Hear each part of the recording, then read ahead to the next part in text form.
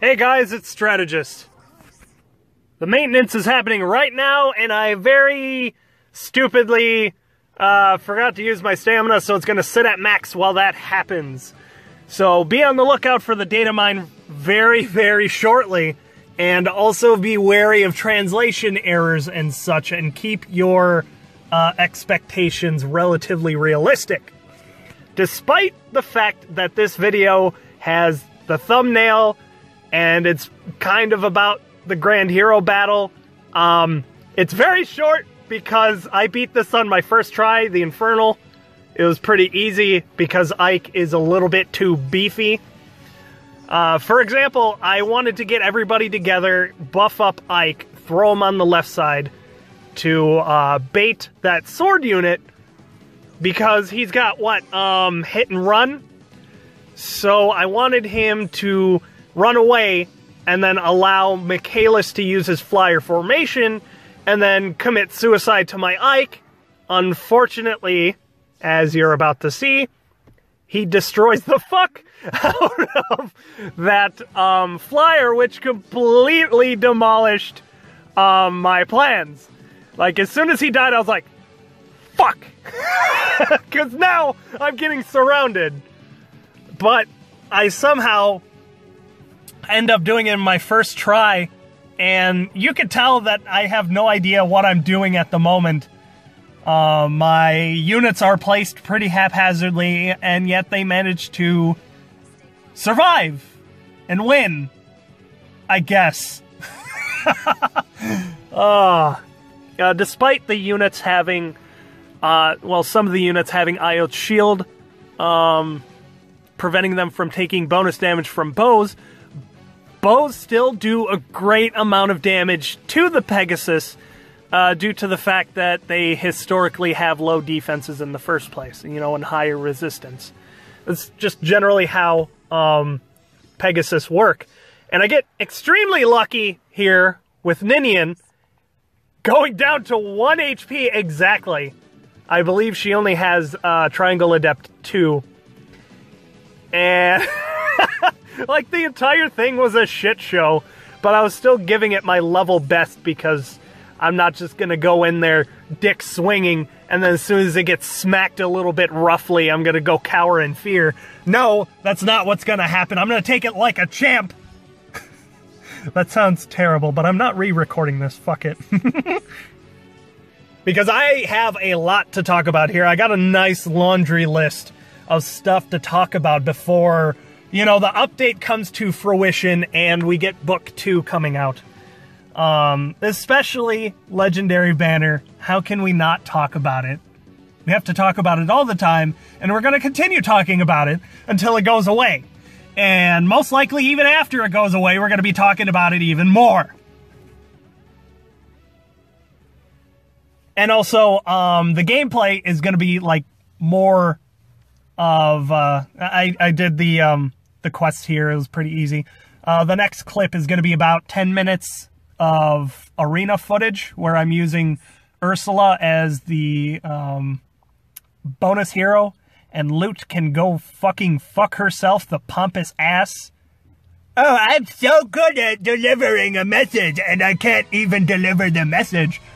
I thought it was a hilarious shitpost, that Lute video, the very short one. And a lot of you guys thought it was funny too, so I'm glad at that. Okay, so back at the Legendary Banner, and specifically Fjorm, I watched that hero trailer, and I did not know that Leipter was going to have distant counter on it. Are you fucking kidding me? That's awesome. I am really happy that I'm going to be pulling for blue now, because she is definitely going to be worth that merge if I were to choose to do so. She's got a lot of good skills to go with, too. Ice Mirror, Shield Pulse. She's basically a mage counter, I'm assuming, because we don't know about her stats just yet. At least when I'm recording this video, anyway. She's most likely going to have a high amount of res, and I believe in the trailer she doubled the mage, so she's gonna at least have average to above average speed, I believe. And she's most likely gonna have decent attack, obviously. Her skills are also fantastic. Drive attack, attack and defense, bond. That's really fucking cool. That's essentially +5 attack, +5 defense for free. And you should usually be putting your characters adjacent to each other anyway, utilizing spurs and hones and fortifies and, you know, all of the buffs and stuff. You should already be doing that, so that should be absolute cake. That's 10 free stat points. That's awesome. And if you get multiple Fjorms, you can put that on other people. And then, not to forget about her B skill, Shield Pulse, which synergizes with her special, Ice Mirror, which has a cooldown of 2, which means at the very beginning of the game it's activated. I would even hazard a bet that she would be a Rhyme counter. I think. I'm not too sure.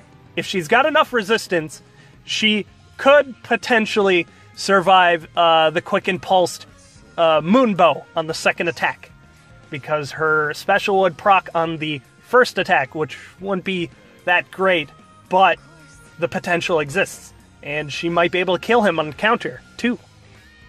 I'm pretty excited. This might be I don't want to say meta changing, because every single time the Fire Emblem Heroes community thought heroes or a banner or anything was going to change the meta, it really hasn't.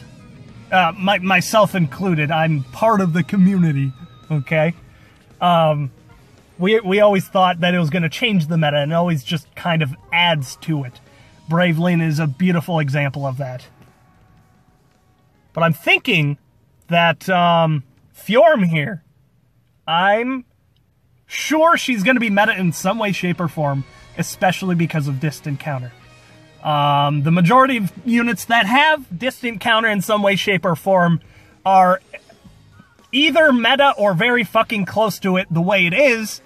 And I'm also especially excited because of the fact of Fjorm having Distant Counter and her base kit is set up the way it is actually perfectly suited to my playstyle of baiting and countering, like I do with Ike.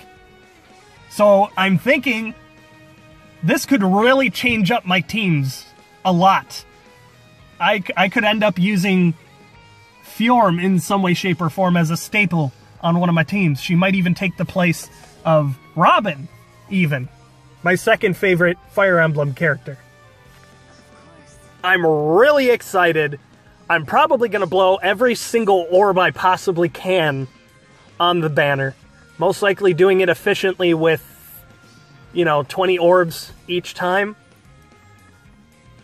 I am absolutely stoked for this, and I empathize, or rather sympathize, with people that aren't going to be spending on that banner for whatever reason, because in my opinion, it's a hell of a thing to miss out on. I know it's pretty much just a hero fest, but I'm really glad that essentially you know what you're getting.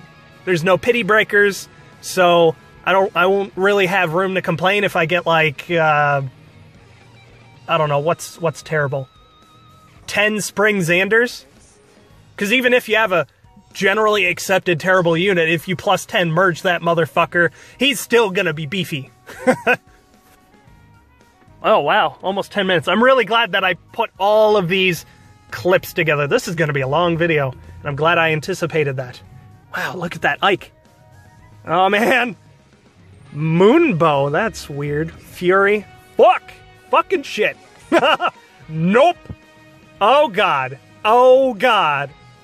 This Ike's dick is clearly much larger than my Ike's. Oh, emasculation. Oh god, what am I gonna do? Fuck. I certainly don't plan on taking it in the ass. That's for sure. I'm going to have to back these guys up a bit. Back that ass up. Back that ass up. Shit. Okay, that's fine. I'm probably going to have to put my Ike on the fortified ground. Shit! Fuck me. Maybe I'll have to use Ninian. That would be weird. Not unless I can go toe-to-toe right here. Okay, so he can. I'll just bait him in and counter from there. Like I said, I like to bait and counter rather than take the offensive. Let your enemy make the first mistake. Okay, let's see what we can do with this. Okay. Hey, look at that. All right. Oh, there we go. Okay. Whew. I was actually really worried that Ike was going to destroy my entire fucking team. That would have sucked. Okay. Fun fact, I actually had a video, well, at least their commentary, ready to go.